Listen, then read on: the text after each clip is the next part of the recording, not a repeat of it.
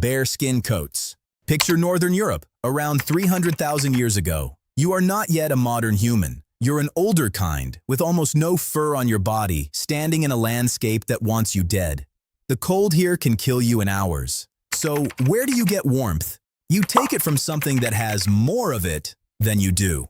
At a site called Schöningen in Germany, archaeologists found the bones of cave bears. And on the tiny bones of the bear's paws, the toe bones, they found something strange. Fine. Careful cut marks. Now here's the clever part. There is almost no meat on a bear's paw. So why would anyone cut there with such care? There's only one good answer. They were peeling the skin off whole, claws and all, to keep the pelt perfect. In winter, a bear grows a thick second coat to survive. And these humans were taking that coat for themselves. Every bear bone at the site came from a fully grown adult. That detail matters. If they were just scavenging animals that died naturally, you'd expect some young ones too. Adults only suggests they were hunting, walking up to one of the deadliest predators of the Ice Age, with wooden spears, and killing it for its skin.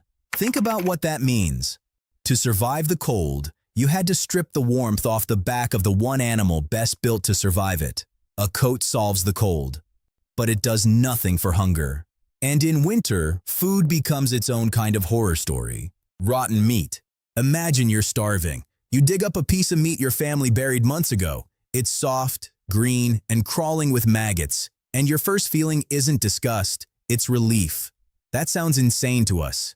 But across the frozen north, people didn't just tolerate rotten meat, they wanted it. They buried whole seals, fish, and reindeer and left them to rot for months, sometimes years. The more decayed, the better.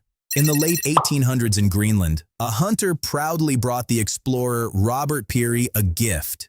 A seal he had buried long ago, now dripping and full of maggots. He called it excellent food. Peary nearly gagged and refused it. The hunter was genuinely confused. To him, this was a delicacy. Here's the twist. This wasn't desperation, it was technology. When meat rots in a controlled way, the bacteria break it down for you, almost like pre-chewing it. Your body absorbs the nutrients with far less effort, and you don't need to burn precious fuel cooking it. The rot also stops the fat from going dangerously rancid.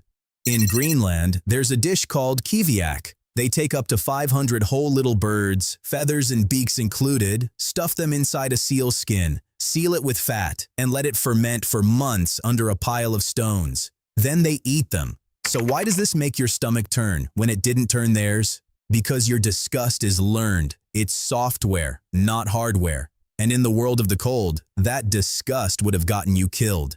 If letting food rot sounds extreme, it gets worse. Because sometimes the food was so big you didn't carry it home. You climbed inside it. Inside a giant. This next one comes from the records of explorers who watched it happen, so picture it clearly. A massive animal has died, a whale washed up, or a giant trapped in a pit. It holds more fat than a family could dream of. And fat, in the cold, is life itself. So they get to work. They smear themselves head to toe in the animal's grease. And then, adults and children alike, they climb inside the body cavity. They disappear into the warm, rotting interior, carving out fat and organs from the inside. For a moment, that corpse becomes everything at once. A pantry, a workshop, even a shelter from the wind. We don't have Ice Age proof of this exact scene, so think of it as a window into the mindset. In a world where fat meant life, the body of a giant was far too valuable to waste. And that same brutal logic, that a dead giant is too precious to leave behind, produced something else. Not horror this time, something almost beautiful.